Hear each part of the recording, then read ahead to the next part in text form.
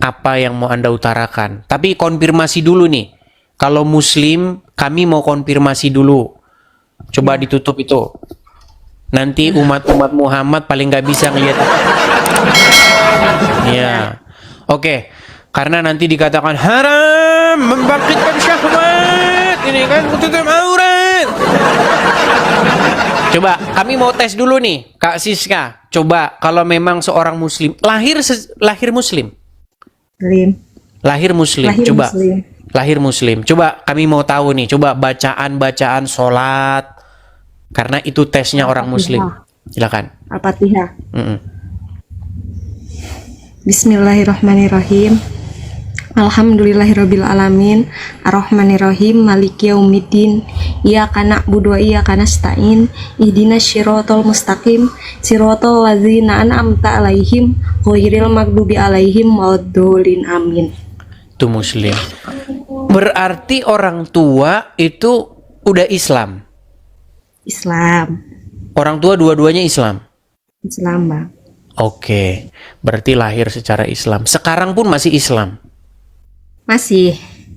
Oke, silakan. Apa gerangan Anda naik ke sini? Silakan. Itu kan ini apa temanya? Muhammad contoh manusia berdosa. Yesus contoh manusia tanpa dosa. Ya emang bener, Abang. Nah, pertanyaannya, kenapa Anda masih nekat ngikutin Muhammad? Karena dari kecil aku Islam. Nah, jadi begini, kebiasaan yang salah itu harus diganti, betul? Betul. Iya, coba. Kalau memang Siska sudah mengakui bahwa Muhammad itu contoh berdosa, kenapa masih ngikutin Muhammad? Karena kan memang manusia itu nenek moyang kita aja udah berdosa. Iya, makanya inilah yang diajarkan di dalam kekristenan, supaya kita jangan ikut nenek moyang kita yang berbuat dosa. Iya. Begitu loh. Kita harus mengikuti suri tauladan, contoh manusia yang tidak berdosa. Karena Adam yang pertama itu contoh yang salah. Dia itu melaksanakan ketidaktaatan. Adam itu taat atau tidak? Adam taat, istrinya yang tidak taat. Sulit ini teman-teman. Iya dong. Begini, di dalam Bible dan di dalam Al-Quran ada satu kisah yang sama, begitu ya. Memang Al-Quran itu adalah kitab yang menjiplak Bible, tapi orang Islam tidak ngaku. Jadi narasinya berbicara begini, bahwa iblis menggoda Adam melalui perantaraan sang perempuan. Ya. Tetapi kemudian Adam makan nggak buah itu? Iya, makan. Iya, artinya dia taat nggak? Enggak. Iya. Ketidaktaatan. Bahkan ada ayatnya di dalam Al-Quran. Janganlah kamu mengikuti nenek moyangmu Adam yang telah tergelincir. Ada nih. Saya tunjukkan ya. Saya tunjukkan. Ada ayatnya nih ya. Nih ya. Saya tunjukkan surat di dalam Quran, surat sebentar ya.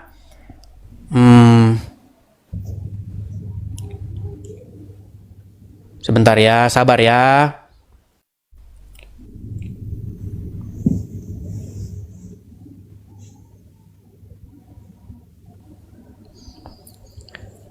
Supaya jangan mengikuti nih. Di dalam surat Al-A'raf ayat yang ke-27, 27 nih ya. Supaya jangan kamu tertipu daya oleh nenek moyangmu. Nih, saya balikkan. Tertipu daya seperti nenek moyangmu. Maksudnya seperti bapakmu yaitu Adam nih. Perhatikan ya. Saya kasih tunjuk. Nih ya.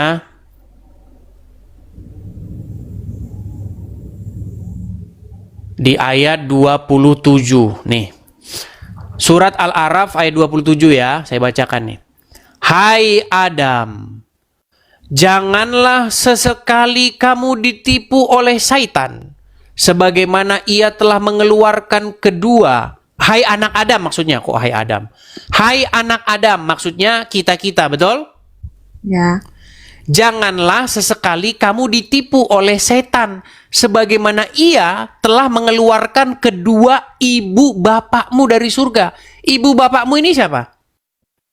Adam dan Hawa. Adam dan Hawa. Makanya jangan contoh orang-orang terdahulu, yaitu Adam dan Hawa. Mereka tidak mengerjakan ketaatan. Mereka memberontak. Mereka tidak patuh, tidak taat. Mereka patuh kepada iblis.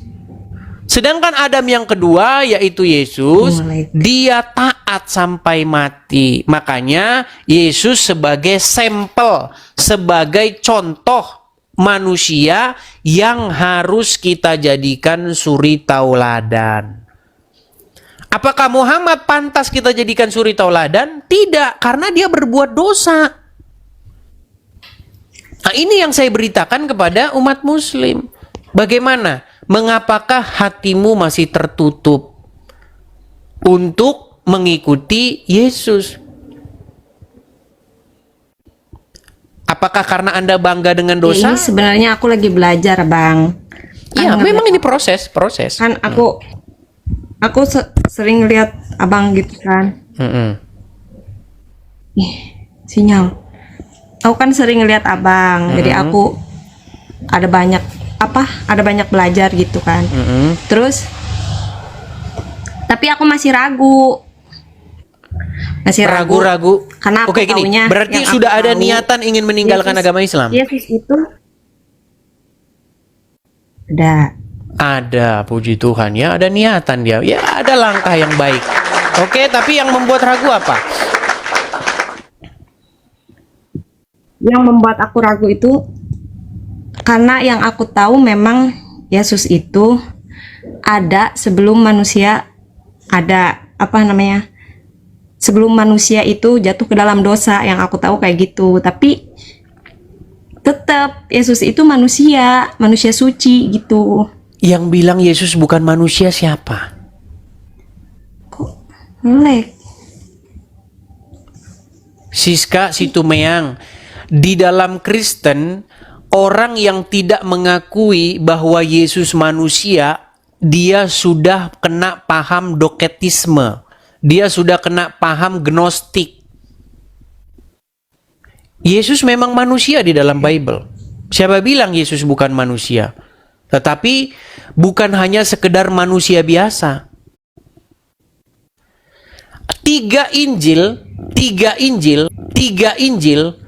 Matius, Markus, Lukas, itu berbicara mengenai Yesus sebagai Sang Mesias, sebagai anak manusia. Bahkan berkali-kali Tuhan Yesus dalam dakwahnya mengatakan anak manusia, anak manusia, anak manusia. Hanya satu Injil yang berbicara Yesus dalam aspek keilahiannya. Saya akan menjelaskan posisi Yesus sebagai anak manusia, Yesus sebagai sang manusia. Ini yang saya bawa kepada Islam. Nanti ketika ilmunya sudah sampai, ketika sudah bisa makan makanan yang keras, baru saya ajarkan Yesus dalam perspektif Injil Yohanes. Dia sebagai sang firman yang menjadi manusia. Nah, saya melihat banyak orang-orang Kristen memberi orang Islam Injil Yohanes. Bayi dikasih makan nasi keras. Ini yang salah. Saya ingin memberitakan kepada orang Muslim apa yang sanggup dikunyahnya, yaitu bubur. Karena mereka masih bayi secara rohani. Mereka belum mampu mengunyah nasi. Makanya saya berikan kepada mereka Injil Matius, Markus, dan Lukas. Nanti kalau mereka sudah masuk Kristen, baru saya akan berikan Injil Yohanes. Begitu. Makanya saya beritahu kepada Anda, Yesus sebagai anak manusia, Yesus manusia. Nanti kalau pengertian Anda sudah dalam, pengertian Anda sudah benar, saya akan berikan kepada kalian Injil Yohanes, Yesus sebagai sang firman. Begitu. Nah, pertanyaan saya, apa yang membuat kalian berontak tidak menerima Tuhan Yesus sebagai sosok suri tauladan yang baik? Kalau aku sendiri aku nggak menolak ya. Kalau tidak menolak, kenapa tidak Karena- menerima Tuhan Yesus dan dibaptis? Belum. Nah, Masih ini harus jangan banyak tunda-tunda lagi. Jangan tunda-tunda lagi. Mulai sekarang memintalah dalam hati supaya menjadikan dia sebagai junjungan, sebagai sosok yang memerintah di hati Anda. Selama ini sosok yang memerintah di hati Anda siapa? Kan Muhammad. Makanya Anda sedot-sedot air supaya apa? Supaya setan keluar dari situ. Terus tangan Anda begini-begini. Itu karena Anda Bang membuat Edi. Muhammad memerintah menjadi raja di Tapi hatimu. Bang Edi, Abang, kan Abang sering bilang orang Islam apa menganggap Muhammad itu Tuhannya. Iya, Itu ada memang di Muhammad Al-Quran. itu Robnya. Pengertian Tuhan tuh apa sih? Tuhan tuh Tuan. Tuhan sama Tuan tuh sama. Ngeleg. Nampaknya dia ini nenggelis. Dari Jawa Barat. Siska Situmeang.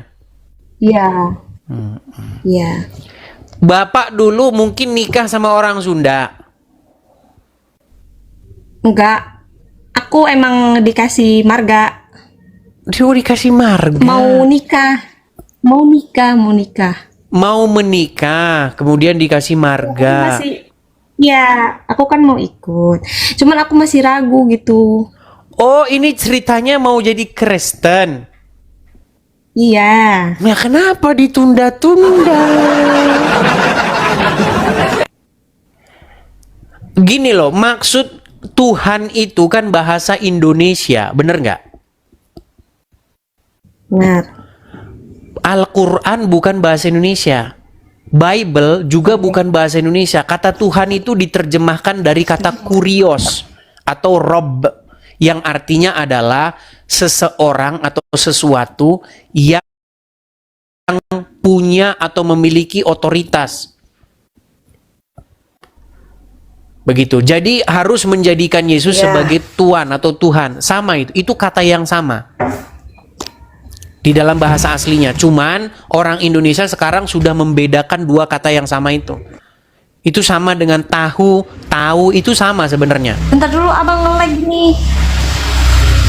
Oke, nge-lag lagi dia. Oke lah, baiklah. Enggak, dia muslimah.